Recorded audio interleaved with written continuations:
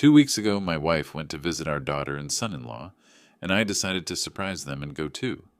When I approached the door of their house, a neighbor shouted, "Wait, I have something to tell you." 5 minutes later, the police arrived, and the consequences turned everything upside down. Before we continue, please subscribe to the channel and write in the comments what time it is where you are now. The highway stretched ahead like a sentence I couldn't finish. I-4 had never felt this long before, though I'd driven it dozens of times over the years. My hands gripped the steering wheel harder than necessary, knuckles pale against the black leather. The phone sat in the cup holder, screen dark, mocking me with its silence. 3 days. Vivian never went 3 days without returning a call. I glanced at the phone again, knowing I'd see nothing new but checking anyway. Same unanswered texts. Same voicemails delivered into the void. The last one I'd left that morning sounded desperate even to my own ears. "Viv, I'm worried. Just let me know you're okay. Call me back, please." The surprise visit had seemed like a good idea yesterday. Drive to Orlando, show up with flowers, take Vivian and Della out for lunch somewhere nice, make a day of it. But somewhere around mile marker 68, the surprise started feeling less like a gift and more like an emergency response. Exit signs counted down the distance. 40 miles to Orlando, 35, 30. My mind kept circling back to the months before Vivian left for this visit. Della's phone calls had changed, not in frequency. She'd always been good about checking in, but in content. Every conversation eventually steered toward money. The roof needed repairs. Curtis's contracting work had slowed down. Could we help with the mortgage this month? And then more recently, questions that left a sour taste. "Dad, have you and Mom thought about updating your will? You know, with property values changing and everything." I'd mentioned it to Vivian after that particular call. She was folding laundry in our bedroom, her movements unhurried and precise. "She's our daughter, Otis," she'd said without looking up. "She's just going through a rough patch. We went through rough patches too, remember?" I remembered. But something about Della's tone felt different. Calculated, maybe. Or maybe I was just getting paranoid in my old age, seeing shadows where there was only ordinary family struggle. The exit for Orlando appeared. I merged right, following the ramp into suburban sprawl. Strip malls and chain restaurants gave way to residential streets, lined with identical two-story homes. Della's neighborhood looked the same as always. Tidy lawns, basketball hoops in driveways, minivans parked at careful angles. Her house stood at the end of a cul-de-sac. The lawn had been mowed recently, leaving perfect parallel stripes in the grass. No newspapers cluttered the driveway. Nothing seemed disturbed or wrong. I pulled up to the curb and killed the engine. For a moment, I just sat there. Maybe I'd overreacted. Maybe Vivian had dropped her phone in Della's pool, or left it in a restaurant, or simply gotten caught up in mother-daughter time and forgotten to charge it. Simple explanations existed. They had to. I got out and walked to the front door. The concrete path felt solid under my shoes. Normal. I reached for the doorbell and pressed it, hearing the chime echo inside the house. Waited, counted to 30, pressed it again. Nothing. I tried the door handle. Locked. Cupped my hands against the front window and peered through the glass. The living room looked empty. Furniture arranged exactly as I remembered from our last visit at Christmas. No lights on, no movement. I pulled out my phone and dialed Della's number. It rang 4 times, then dropped to voicemail. Her cheerful recorded voice. "Hey, this is Della. Can't get to the phone right now, but leave a message and I'll call you back super soon." I didn't leave a message. Instead, I tried Curtis. Same result. Straight to voicemail after several rings. His message was shorter, more businesslike. "Curtis Richards, leave your name and number." The unease that had been building since Tampa crystallized into something sharper. Where were they? Della knew I might visit. I'd mentioned it vaguely during our last conversation. She always answered her phone. Always. "Excuse me. Wait!" I turned. A man was hurrying across the lawn from the house next door, moving with purpose. Mid-40s, thinning hair, dressed in a polo shirt and khakis. His expression carried urgency that didn't match the quiet suburban afternoon. "Are you family?" he called out, slightly breathless. "Are you Vivian's husband?" The question stopped me cold. How did this stranger know Vivian's name? He reached me and extended his hand, though the gesture seemed automatic, something he did while his mind worked on more important matters. "I'm Robert Delaney. I live next door." He pointed at the house he'd emerged from. "Listen, I need to tell you something. About a week ago, something happened here." He glanced back at Della's house, then at me, his jaw working as he chose his words. "There were screams," he said finally, "late at night. A woman's voice?" My chest tightened. Robert didn't wait for me to ask questions. The words came out in a rush, like he'd been holding them in too long. It was around midnight, maybe a little after. A week ago, June 8th, I remember because it was the night before my daughter's birthday. I heard screaming from this house. He gestured at Della's front windows. Not just yelling, screaming, a woman begging someone to call an ambulance, saying she needed help. I felt the ground shift beneath my feet, subtle but unmistakable. I got up, went to my front window, Robert continued. Della and Curtis came outside, right there on the lawn. They were yelling back at the house, saying everything was fine, just a nightmare, no emergency, but that screaming... He shook his head. That wasn't a nightmare. I've heard nightmares wake people up. This was terror. "What did you do?" The question came out hoarse. I called emergency services anyway, told them someone needed help at this address. Della and Curtis saw me on my phone through the window and started waving at me to stop, but I'd already made the call. He crossed his arms, defensive now, as if he expected me to criticize the decision. The paramedics arrived maybe 10 minutes later. They went inside with Della and Curtis.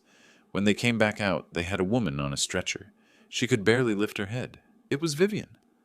The world narrowed to Robert's face, his mouth forming words that couldn't possibly be real. "She was barely conscious," he said. The paramedics were moving fast, checking her vitals, asking Della questions. "Your daughter and her husband just stood there watching, didn't get in the ambulance, didn't even follow it to the hospital. They went back inside, and the next morning, both their cars were gone. Haven't seen them since." My hands were shaking. I looked down at them, surprised by the tremor, then back at Robert. "Which hospital?" "I don't know. I assumed," he faltered. "I assumed family would handle it, that someone would contact you." I pulled out my phone. Dialed Della again. Voicemail. Curtis. Voicemail. Then I called emergency services, forcing my voice steady as I identified myself, and asked about ambulance calls to this address 1 week ago. The dispatcher put me on hold. Muzak played, incongruously cheerful. Robert stood watching me, his concern etched deeper now that he'd said everything out loud. "Emergency services, how can I help you?" "I'm calling about an ambulance dispatch to 847 Meadowbrook Lane on June 8th, I said. "The patient was my wife, Vivian Morgan. I need to know which hospital she was taken to." Keys clicked on the other end. "Orlando Regional Medical Center, sir. The call came in at 12:43 a.m. "Thank you." I hung up and immediately dialed the hospital. 3 transfers, 3 different voices asking me to hold. Finally, a nurse in the ICU with a tired, professional tone.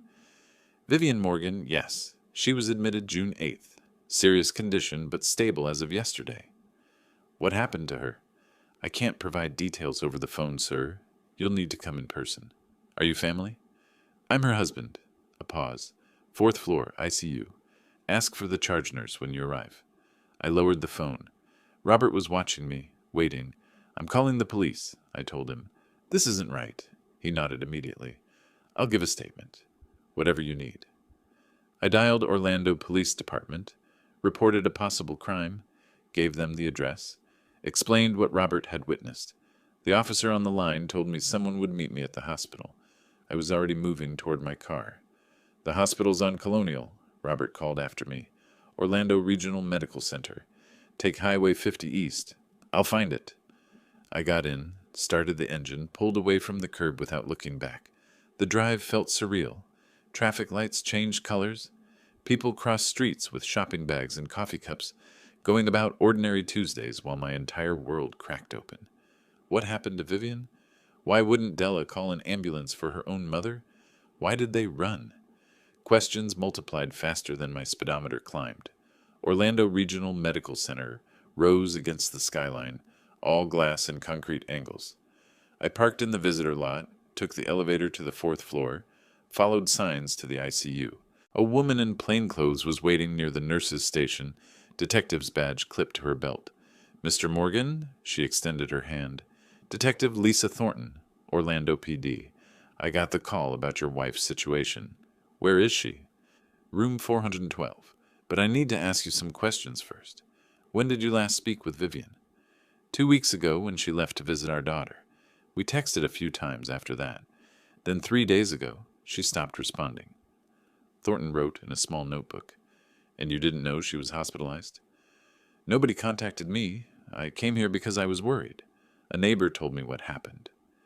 Her expression shifted, the professional mask slipping just enough to show something darker underneath. "Your wife suffered severe poisoning, Mr. Morgan. Combination of sedatives and cardiac medication. The dose was potentially lethal. She's been unconscious for most of the week. We've been trying to locate next of kin."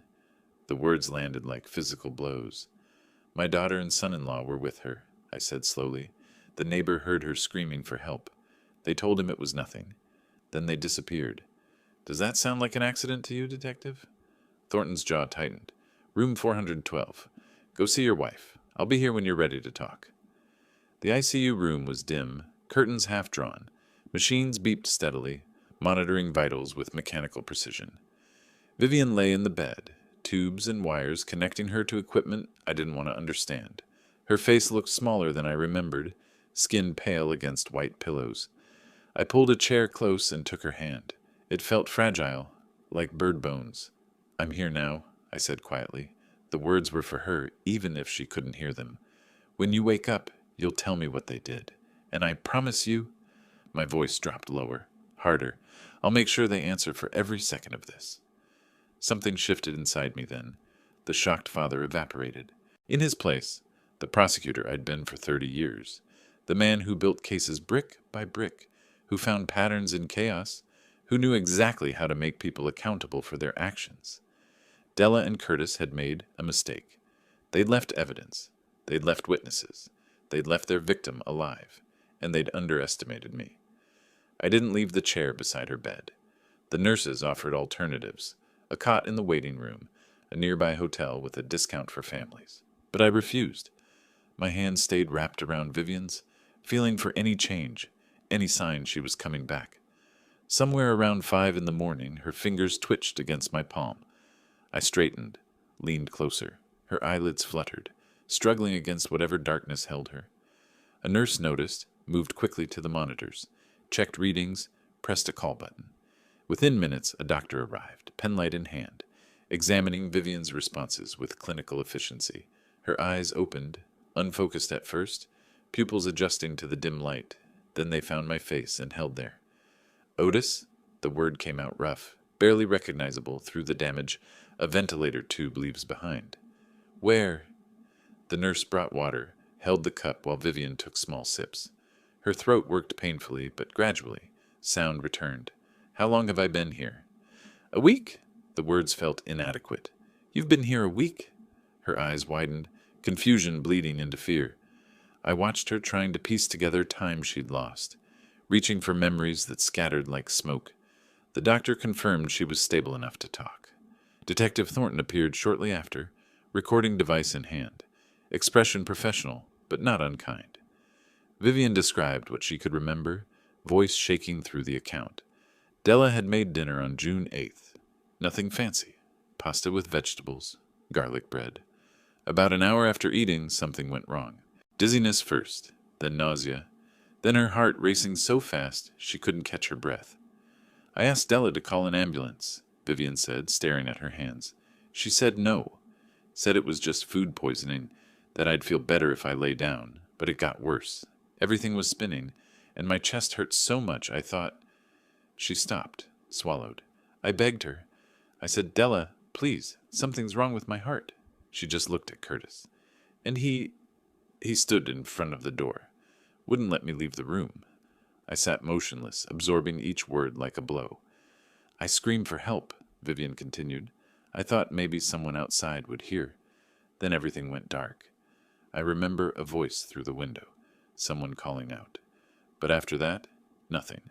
Just waking up here now." Detective Thornton stopped the recording, gave Vivian a moment before speaking.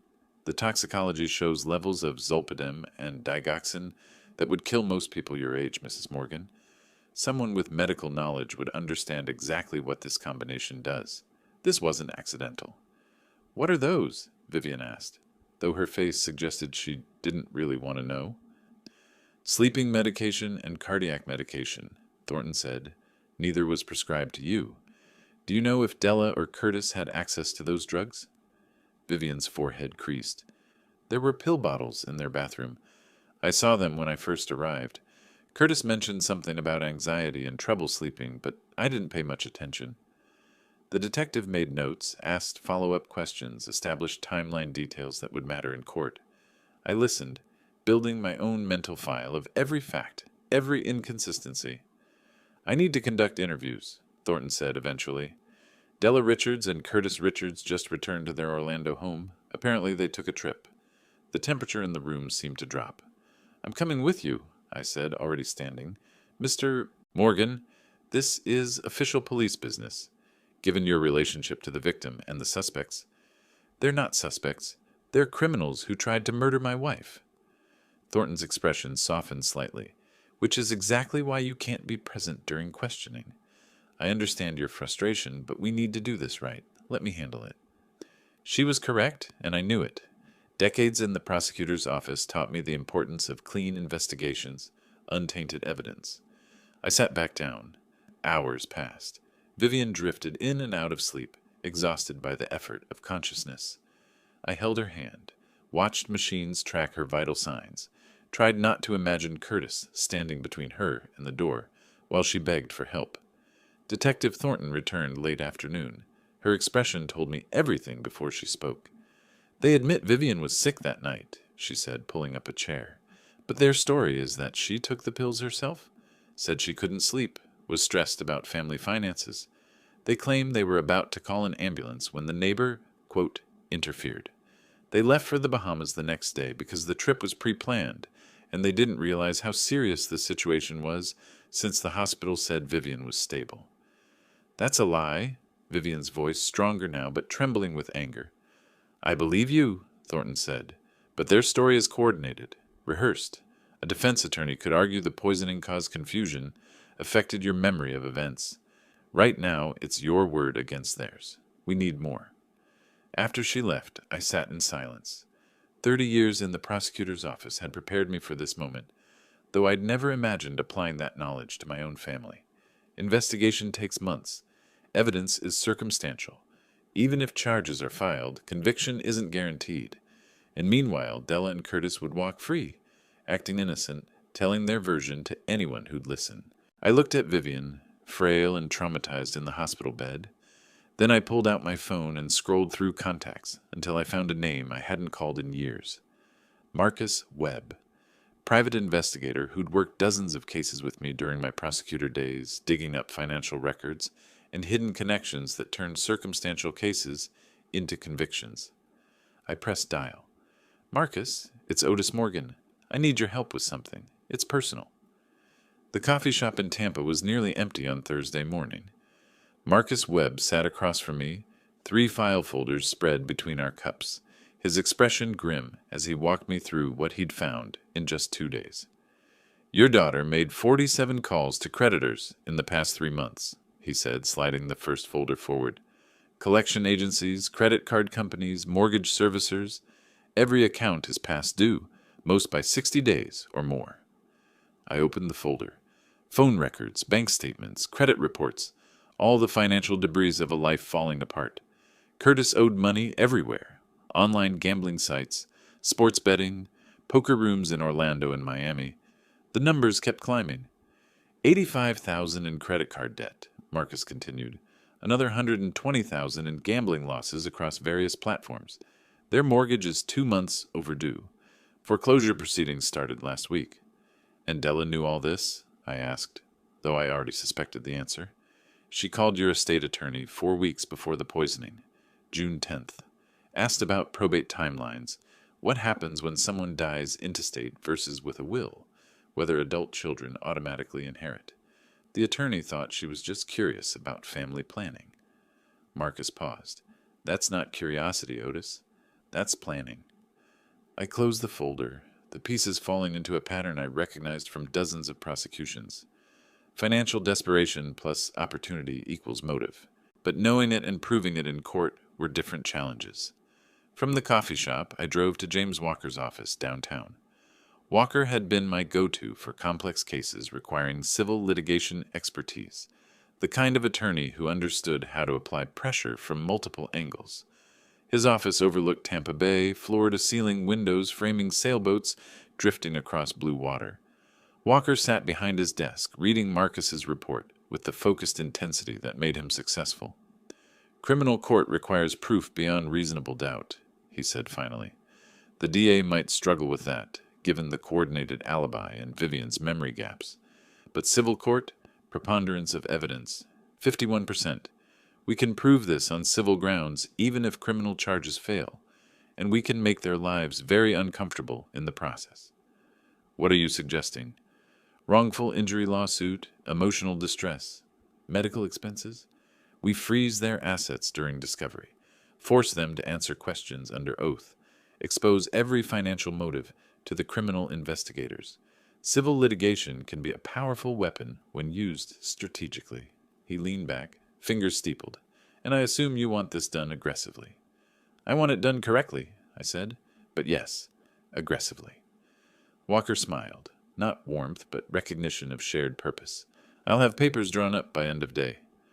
My next stop was the estate attorney's office, a smaller practice near Hyde Park. Gerald Simmons had handled our wills 5 years ago, straightforward documents that left everything to each other, then to Della after we both passed. "I need changes," I told him after explaining the situation. "Remove Della completely. Everything goes to Vivian, then to Charity if she predeceases me, and add language that if Della contests this will, she forfeits any claim whatsoever." Gerald's pen moved across legal pad, taking notes. "You want a no-contest clause. Standard practice when there's concern about challenges. I can have a revised will, ready for signature tomorrow." "Today," I said. "I'll wait." He nodded, understanding the urgency without needing explanation. Back home that evening, Vivian sat in our living room, discharged from the hospital earlier that day. She looked smaller than I remembered, wrapped in a blanket despite Tampa's heat. I'd shown her Marcus's report over dinner, or tried to. She'd put the folder down after 3 pages. "She called about the will a month before this happened?" Her voice was hollow, processing facts that contradicted everything she'd believed about our daughter. "She actually planned it?" "The evidence suggests so." "I kept telling you she was just going through a rough time, that she'd never—" Vivian's hands trembled slightly. "I was so wrong." I sat beside her, careful not to touch her without permission. Hospital experiences leave invisible boundaries. "You weren't wrong to love your daughter. She was wrong to betray that love." We sat in silence for several minutes.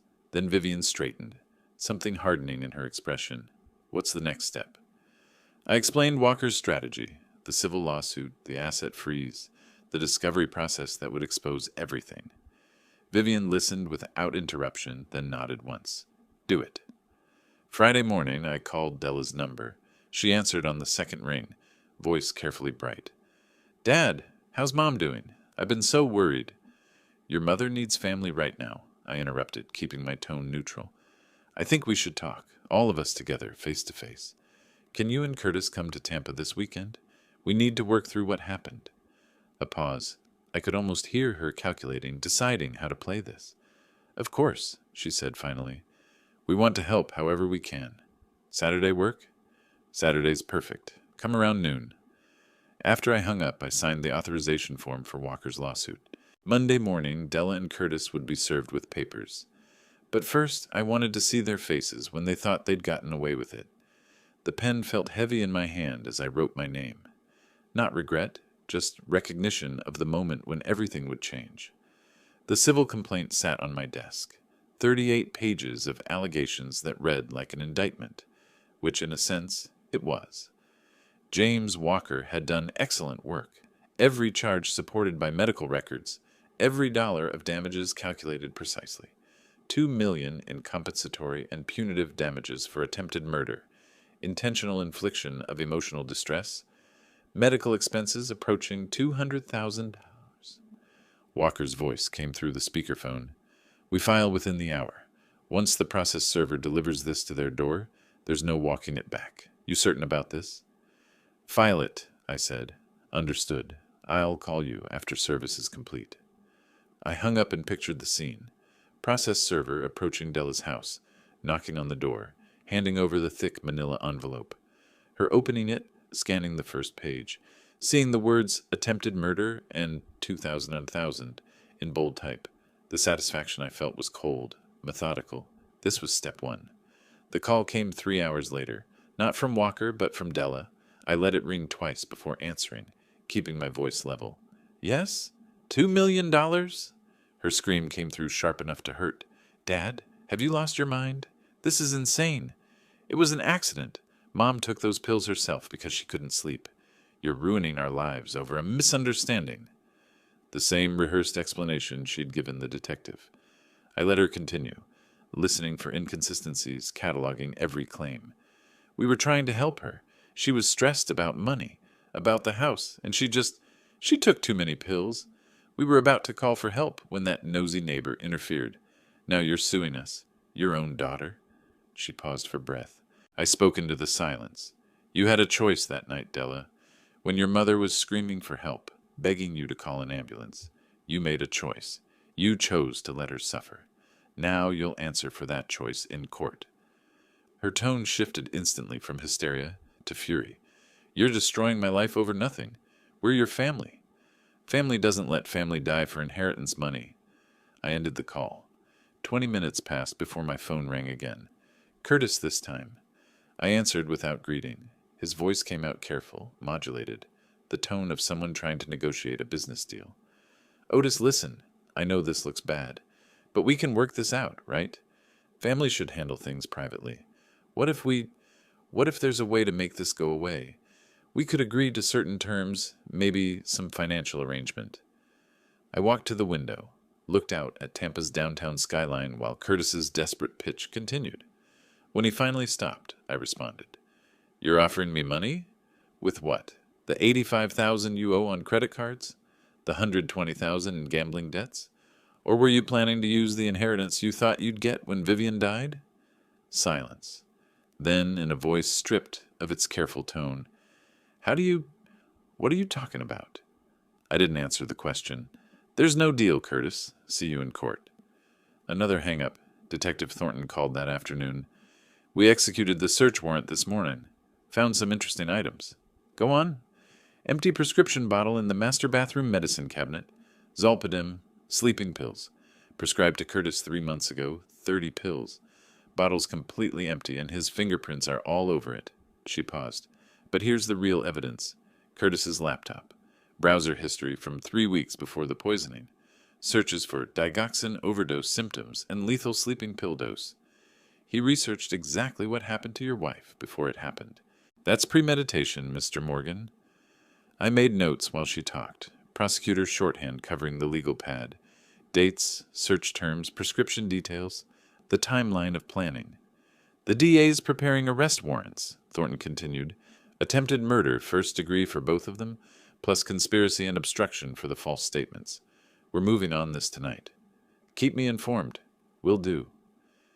The second call from Thornton came at 7 that evening. "They're in custody.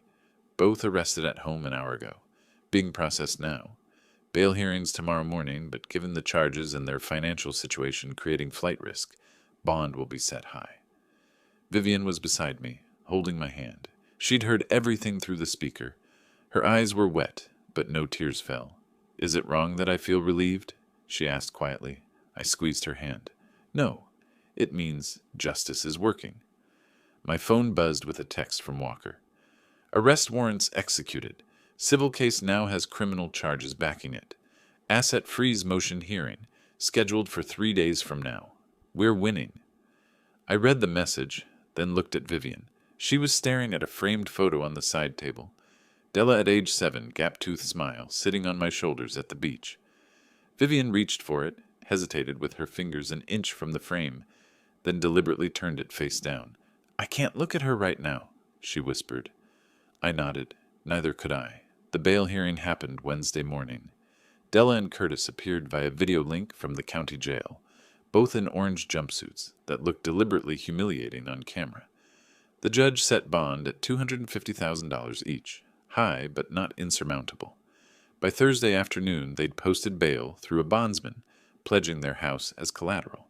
By Friday, they'd retained Michael Brennan. Brennan's reputation preceded him. Former public defender turned high-profile criminal attorney, known for aggressive tactics and media manipulation. His strategy became clear within hours of taking the case. The Tampa Tribune ran the story on Saturday morning. Front page, below the fold. Father sues daughter for 2 Mars after alleged poisoning. Defense claims tragic accident. The article presented both sides with careful neutrality, but the photo told a different story. Della looking exhausted and fragile, tears visible on her cheeks. No photo of Vivian in the hospital bed. Sunday brought the real attack. The Tribune published a follow-up interview.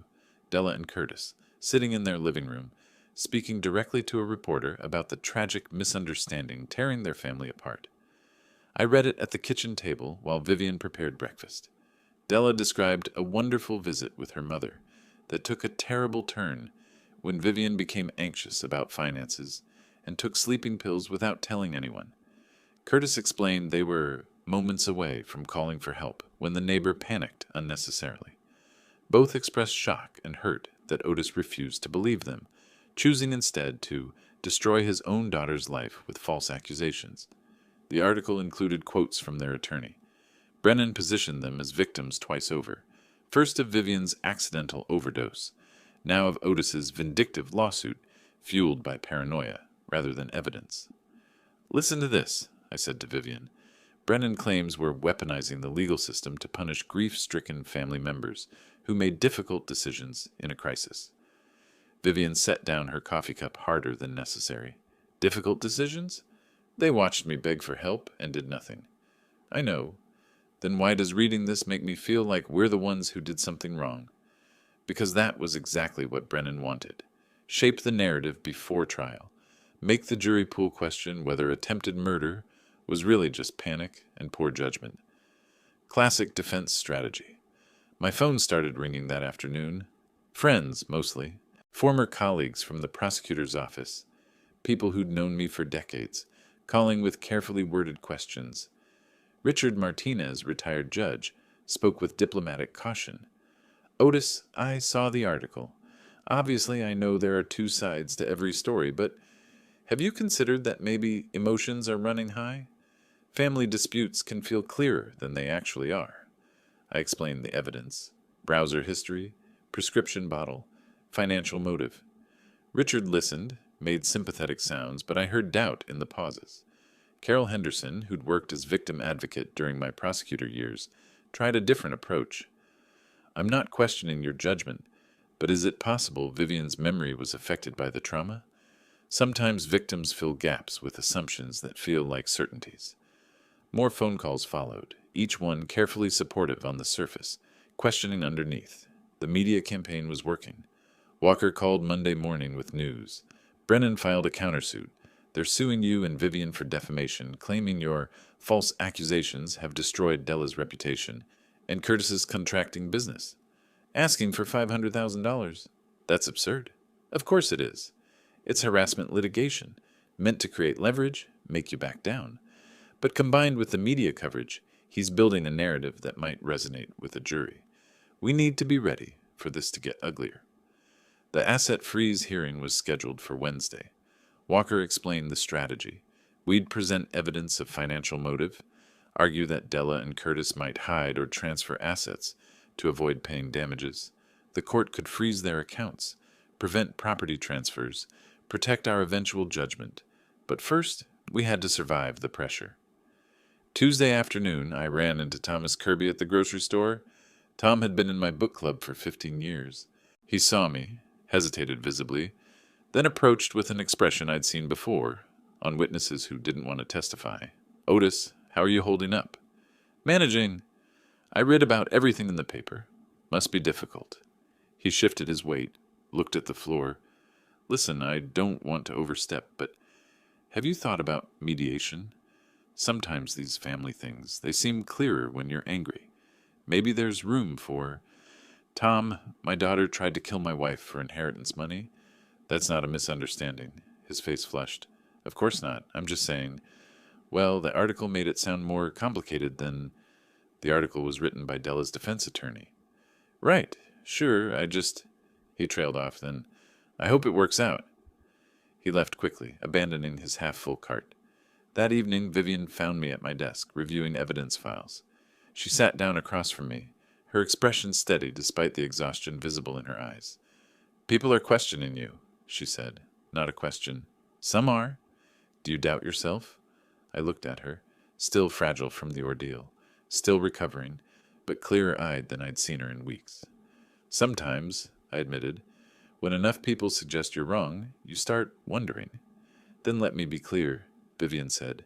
I begged our daughter for help while I was dying, and she refused. That's not complicated. That's not a misunderstanding. That's attempted murder. She leaned forward. Don't let them make you forget what actually happened. The doubt didn't disappear entirely, but her certainty steadied something inside me. Wednesday's hearing would tell us whether the court saw things as clearly as we did. Detective Thornton's call came Wednesday morning while I was reviewing case files at the kitchen counter. Curtis cracked, she said without preamble. During this morning's follow-up interview, I was pushing on inconsistencies between his statement and Della's, asking whose idea certain things were, and he just broke. I grabbed a pen, started taking notes. What did he say? Quote, It was my idea to solve our financial problems, okay? But Della agreed. She knew what we were doing. Then his attorney jumped in, demanded we stop. But it was already on tape. I underlined the words on my notepad. My idea. Della agreed. She knew. That's premeditation, I said, and conspiracy. Exactly. Their defense just collapsed from the inside. After hanging up, I called James Walker. He'd already heard from his sources at the DA's office, but he had additional information about what happened after Curtis's slip. Brennan pulled them both into a conference room at the station, Walker said, tried to have a private conversation about damage control. According to the officers standing outside, Della's voice carried right through the door. She was screaming at Curtis, calling him weak, asking how he could be so stupid to say that to police. And Curtis yelled back that she wanted the money just as much as he did, that she helped plan everything, so why should he take the fall alone? Brennan couldn't control them. They turned on each other right there. Walker paused. Two defendants blaming each other is a prosecutor's dream, Otis. You know that. I did. I'd built cases on exactly this kind of fracture during my career. Pressure defendants until loyalty gives way to self-preservation. It always worked, eventually. Walker called again that afternoon with a proposal. The DA's office wants to make a tactical move. They'll extend an offer to Curtis through his attorney. Reduce charges in exchange for full testimony against Della. Conspiracy instead of attempted murder. 8 to 10 years instead of 15 to 20. Curtis is the weak point, I said, thinking through the strategy. He's already cracking, already terrified. His gambling addiction, his pattern of poor decisions under pressure, he'll take the deal. But we need your authorization to coordinate with the DA. I walked to the study window, looked out at Tampa's afternoon light. Using Curtis to convict Della felt calculated, manipulative. But then I remembered Vivian's account, Curtis standing in front of the door while she begged for help, blocking her escape. The methodical cruelty of that moment.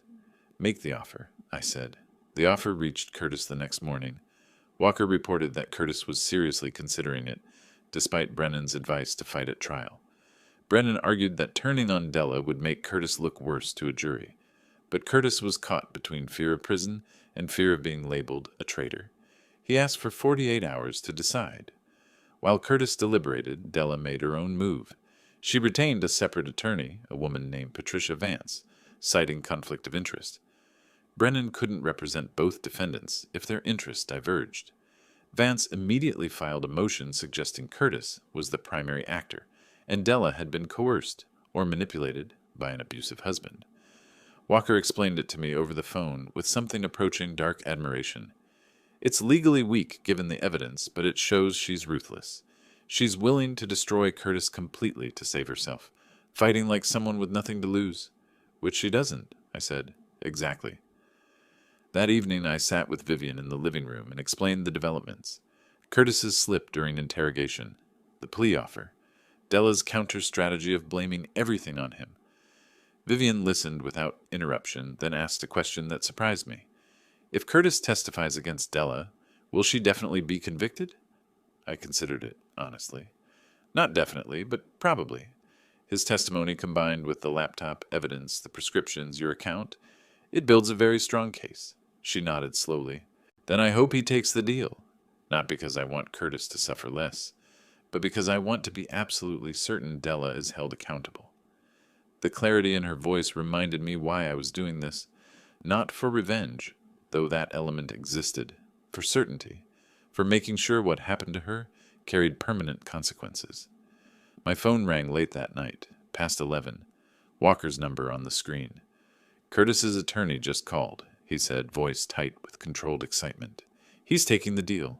Full testimony, complete cooperation, every detail. He's giving us Della on a silver platter. I closed my eyes, absorbed the information. Across the room, Vivian looked at me questioningly. I covered the phone.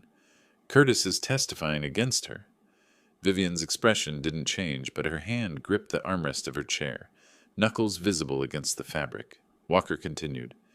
We're scheduling his deposition for 3 days from now. Once he's on record, Della's defense is finished. She'll know it too. After hanging up, I sat in silence with Vivian. Neither of us spoke for several minutes. Finally, she said what we were both thinking. It's really happening. Yes, I said, it is. The asset freeze motion filed Monday morning. I'd spent the previous day coordinating with Walker, reviewing the financial analysis Marcus Webb had prepared. Every debt, every late payment, every desperate cash advance in the 6 months before the poisoning. The documents showed a family drowning and grasping for the inheritance that would save them. The hearing happened. Wednesday afternoon, Judge Martinez presided, reviewing the evidence with the methodical attention judges give to financial matters. Walker presented our case, $205,000 in combined debts, foreclosure proceedings initiated, Della's call to the estate attorney 4 weeks before the poisoning. The pattern was undeniable. Della's attorney, Patricia Vance, argued that freezing assets would prevent them from paying their mortgage, essentially guaranteeing foreclosure. Walker responded that they'd already stopped making payments 3 months ago. The freeze merely formalized what was already happening. Judge Martinez granted the motion, all bank accounts frozen, no property transfers permitted. The house they'd pledged for bail was now untouchable, locked in legal limbo. They're financially paralyzed, Walker told me afterward. Can't sell, can't borrow, can't access savings. Everything they have is frozen until the civil case resolves. Curtis's deposition was scheduled for Friday. I didn't attend. Walker advised against it, said my presence might complicate things. Instead, I waited at home while Walker and the DA's assistant handled it. He called me Friday evening with a summary. Curtis gave us everything, Walker said. 47 pages of testimony. He described researching the drugs online, finding the prescription bottle from his anxiety treatment, forging a second prescription for digoxin by using his doctor's pad during an appointment. He explained mixing both medications into Vivian's pasta sauce, and he detailed every conversation with Della, how they discussed it for weeks, how she agreed it was the only solution to their debts, how she watched him add the drugs and said nothing. She was complicit, I said. More than complicit. She was a co-conspirator. Curtis's testimony makes that absolutely clear. And before you ask, yes, we have corroboration. The laptop searches, the prescription forgery attempt we found in medical records, Vivian's account of Della refusing to call for help. Curtis's testimony doesn't stand alone. It's supported by everything else. That evening, Detective Thornton called with another update. Based on Curtis's testimony, the DA filed additional charges against Della, not just attempted murder, but also conspiracy to commit murder and accessory, after the fact. An arrest warrant was issued Friday night. Della was taken into custody Saturday morning. This time bail was denied. Sunday brought an unexpected development. An email from Patricia Vance arrived in my inbox subject line, Confidential Settlement Discussion. I read it standing at my desk. Vance wrote on Della's behalf, suggesting that perhaps there was room for resolution short of trial. Della was willing to plead to lesser charges, maybe reckless endangerment instead of attempted murder. In exchange, we'd drop the civil lawsuit. She emphasized that Della was still Otis's daughter, that families should find ways to heal rather than destroy each other. I stared at the screen for 30 seconds. Then I deleted the email. Vivian found me there a few minutes later. What was that about? Della's attorney, suggesting we accept a plea deal and drop the lawsuit. What did you tell her? Nothing. I deleted it. Vivian sat down across from me. Good. Don't let her pretend this can be negotiated away. She tried to kill me for money. That's not something you compromise on. Monday morning, I forwarded a screenshot of the deleted email, James Walker, with a simple message. No deals. No compromise. We proceed to trial on all charges. Walker responded immediately. Understood. I'll communicate that to the DA's office. Della's attorney will get the message. The civil lawsuit continued its parallel track. With the asset freeze in place and Della facing upgraded criminal charges, Walker filed additional motions. One sought to establish joint and several liability, meaning if we won the civil case, Curtis would be responsible for the full $2,000, even though he'd taken a plea deal. The criminal reduction didn't absolve civil responsibility. That same day, the bank accelerated foreclosure proceedings on Della and Curtis's house. With no mortgage payments for 3 months and assets frozen preventing any payment, the bank moved to seize the property. Notice to vacate was issued, 30 days to remove belongings. I heard about it from Marcus Webb, who was still monitoring their financial situation. They're losing everything, he said. House, savings, any equity they had. The civil judgment will attach to anything that's left, which at this point is basically nothing. They gambled everything and lost, I said. Not with satisfaction, just mechanical observation of consequences. The following week moved quickly. Curtis's formal plea agreement was signed on July 2nd. He allocuted in court, admitted under oath to conspiracy to commit attempted murder, detailed his and Della's plan, accepted 8 years in prison. The judge accepted the plea. Della's preliminary hearing was scheduled for July 10th. Based on Curtis's testimony, the laptop evidence, Vivian's account, and the prescription forgery, the judge would decide if there was sufficient cause to proceed to trial. Walker assured me it was a formality. The evidence was overwhelming, but Della would be there, in court. For the first time since her arrest, I'd have to see her face. Wednesday night, July 4th, Vivian and I sat on our back porch. Fireworks exploded in the distance, neighbors celebrating. We watched in silence. Are you ready for next week? Vivian asked. For the hearing? I thought about it, seeing Della in the defendant's chair, hearing the charges read aloud, watching her realize how completely her plan had failed. Yes, I said, I'm ready. The story broke wide on July 6th. I was having morning coffee with Vivian when the local Tampa station led with it. Daughter and son-in-law charged in poisoning plot. Inheritance motive. Alleged. The coverage was different this time. No careful neutrality. No both sides framing. Just evidence. Courthouse footage showed Della and Curtis being processed. The anchor detailed the forged prescriptions, the laptop searches, the $15 million inheritance calculation. A legal expert appeared, grave-faced, calling it one of the most cold-blooded cases in recent Florida history. My phone started buzzing. People I hadn't heard from in weeks, the same friends who'd questioned my judgment after Brennan's media campaign. Now they were calling to apologize, to express shock, to say they had no idea the evidence was so damning. I didn't answer most of them. Marcus Webb called mid-morning with updates on Della and Curtis's professional situations. The real estate agency cut ties this morning, he said. Public statement expressing sympathy for your wife and distancing themselves completely from Della's alleged criminal activities. Curtis was fired yesterday by the dealership, moral turpitude clause, and his parents released a statement disavowing him. I took notes while he talked, treating each detail as case information rather than victory. Employment terminated, professional reputation destroyed, family relationships severed, consequences, not revenge. They're both completely isolated now, Marcus said. No jobs, no social circle, no family support. Over the next few days, I learned more through various sources. Former friends stopped returning their calls. Neighbors avoided them in public. The statement from Curtis's parents was particularly cold. We are devastated by our son's actions and choices. We support the victims in this tragedy and have no further relationship with Curtis. Formal? Absolute? Final. I understood it. They were protecting themselves from association, drawing a public line between themselves and their son's crimes. It's what parents do when their child becomes a monster. I wondered if outsiders saw Vivian and me the same way, parents who'd somehow produced a daughter capable of murder. 8 days after Della's arrest, I found a letter in the mailbox, not through attorneys, directly mailed. I recognized Della's handwriting on the envelope immediately. Vivian saw me holding it. From her? I nodded. We went inside. I opened it at the kitchen table while Vivian sat across from me. 3 pages, handwritten. Della's voice bled through every line. Dad, please. I know what this looks like. I know what I did was wrong. But everything spiraled out of control. The debts, the pressure, Curtis's gambling. I wasn't thinking clearly.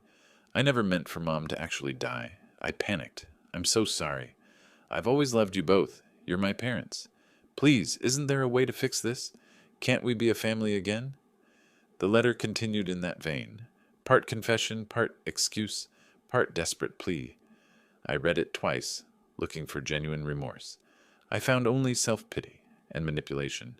She was still framing herself as a victim of circumstances rather than the architect of attempted murder. I slid the pages across the table to Vivian without comment. She read in silence, then looked up. What will you do? I went to my desk and wrote a response by hand. 1 page. Brief. Della, you had a choice that night. You chose to watch your mother die rather than call for help. You chose money over her life. These were your decisions, made with clear intent, as the evidence shows. There is no fixing this. There is no family to return to. My attorney handles all future communication. I signed it, sealed it, and prepared it for delivery through James Walker's office. No direct contact. No opening for negotiation or emotion. Walker called that afternoon with another update. Civil trial is scheduled for July 15th, 5 days from now. With the criminal pleas being finalized, the judge wants quick resolution. We'll get the full judgment, $1.5 million. They'll never pay it, of course. They're filing bankruptcy. The point isn't the money, I said. I know. It's the public record, official acknowledgement of what they did and what they owe. Follows them forever. That evening, I sat in my study reviewing the civil case file one final time. Documentation of everything. Medical bills totaling $197,000. Vivian's suffering quantified in hospital days and therapy sessions. Lost time measured in weeks of unconsciousness and months of recovery. Behind me, the door opened quietly. Vivian stood there, stronger now, steady on her feet without the hesitation I'd seen weeks ago. The trial is in 5 days, she said. I nodded. She crossed the room, sat in the chair beside my desk. The same position we'd held through this entire ordeal. Partners in prosecution. Will you need to testify? I asked. She considered it. If it helps make sure they're held accountable, yes. I'll do whatever is necessary. Her voice carried no fear now, only resolve. I reached for her hand. She took it. The courtroom on July 10th was smaller than I'd expected for what the media had called one of Central Florida's most shocking cases. Judge Harrison presided, her expression neutral as the clerk called the matter State of Florida versus Della Richards and Curtis Richards. Della entered first, wearing a gray suit that looked borrowed, probably from her new attorney. Her face was drawn, eyes red from what I assumed were sleepless nights, or tears, or both. Curtis followed, separate from her physically and legally now. His plea agreement had already been signed, but he was present for Della's arraignment. The charges were read aloud. Conspiracy to commit murder in the first degree. Attempted murder in the first degree. Obstruction of justice. Each charge carried its own weight, its own maximum sentence. Added together, they meant Della faced 25 years to life. Her attorney, Patricia Vance, entered a plea of not guilty. Standard procedure, even when the evidence was overwhelming. The trial date was set for September 12th, 2 months away. But as we left the courthouse, Walker pulled me aside. The DA thinks Della will change her plea before trial. Once she sees Curtis's full testimony and discovery, once she understands how completely the evidence destroys her defense, she'll take whatever deal they offer. Nobody wants to face a jury with this case. He was right. 3 weeks later, on July 31st, Della accepted a plea agreement, guilty to attempted murder in the second degree. 15 years minimum, possibility of parole after serving 12. The judge accepted the plea on August 4th. I was in the courtroom for the sentencing. Vivian was beside me. We sat in the second row, close enough to see Della's face when the judge spoke. Ms. Richards, you planned and executed an attempt to murder your own mother for financial gain, Judge Harrison said. You researched the methods. You obtained the means. And when your victim was dying, begging for help, you refused to act. The only reason your mother is alive today is because a neighbor had the decency and courage you lacked. Della's shoulders shook. Tears fell, but whether from remorse or self-pity, I couldn't tell. 15 years in state prison, the judge continued. You'll be eligible for parole after 12, but that's not guaranteed. It depends entirely on whether you demonstrate genuine rehabilitation and remorse, qualities I saw no evidence of today. The gavel fell. Della was remanded immediately. I watched officers escort her out through the side door. She didn't look back at us. Maybe she couldn't. Maybe she knew there was nothing left to see. Curtis's sentencing happened the same day. Despite his cooperation, the judge gave him 8 years, acknowledging his testimony, but noting that he was the primary actor, the one who actually administered the poison. He'd be released in 2033 if he served his full term without parole. The civil trial was almost anticlimactic after the criminal convictions. With guilty pleas on record, the civil judgment was a formality. Walker presented our case on August 15th. Medical expenses, pain and suffering, emotional distress, the permanent impact on Vivian's health. The defense offered no real contest. What could they say? Judge Martinez awarded us $1.5 million, the full amount we'd requested. Collecting it was impossible. Della and Curtis had both filed bankruptcy. Their house had been foreclosed and sold at auction. Bank accounts were empty. Future earnings would be garnished, but prison wages barely covered commissary. We'll never see a dollar of it, Walker admitted afterward, but it's on record. Public acknowledgement of harm done and debt owed.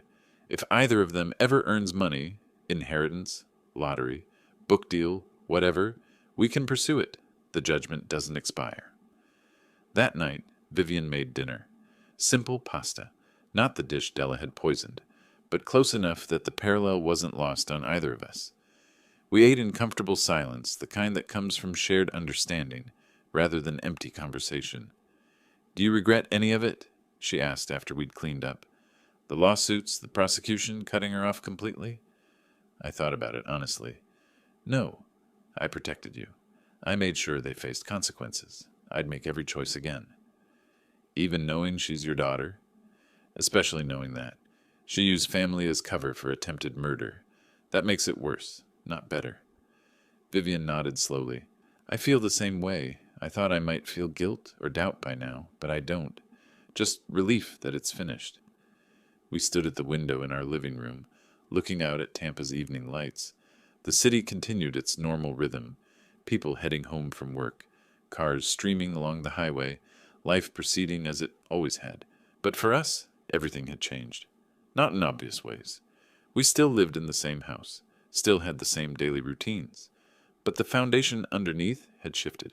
We'd faced something most people never encounter, betrayal from within the family, an attempt on life from someone who should have protected it, and we'd survived.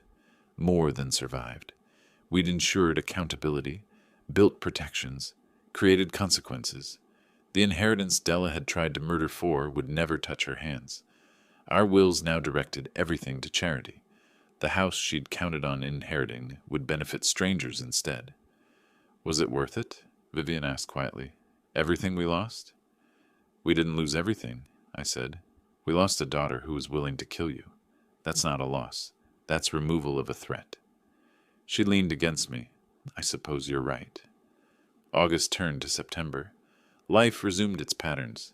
Vivian continued physical therapy, regaining strength she'd lost during the hospitalization. I returned to occasional consulting work, helping young prosecutors with complex cases. We had dinner with friends who'd stood by us through everything. The media moved on to other stories. Della and Curtis became footnotes, cautionary tales about greed and family betrayal, but no longer headlines. Sometimes I thought about the daughter I'd raised, the child who'd sat on my shoulders at the beach, who'd called me for advice, who'd once been someone I trusted completely. That person was gone. Had been gone for a long time, probably. I'd just been too close to see it. What remained was a woman in prison, serving 15 years for attempting to murder her mother. That was the truth of what she'd become. Accepting it wasn't easy, but it was necessary. One evening in mid-September, Vivian and I stood at the same window where we'd stood after the civil trial. The view hadn't changed. The city lights still spread below us, indifferent to our story. "Do you think about her?" Vivian asked. "Sometimes," I admitted. "Mostly I think about what might have happened if Robert hadn't called for help. If you'd died that night, and they'd gotten away with it. But that didn't happen. No, because we fought back, because we refused to let them rewrite the story." Vivian turned to face me. "Thank you for believing me, for fighting for me, for not letting family loyalty override the truth." I took her hand. "You're my family. You're who I protect." We stood together in the gathering darkness, survivors of something that should have destroyed us but didn't. The wound would never fully heal. Scars like this don't fade. But we'd ensured that the people who caused it paid the appropriate price. That was enough. If you like this story, please like this video, subscribe to the channel, and share your impressions of this story in the comments. To listen to the next story, click on the box on the left. Thank you for watching.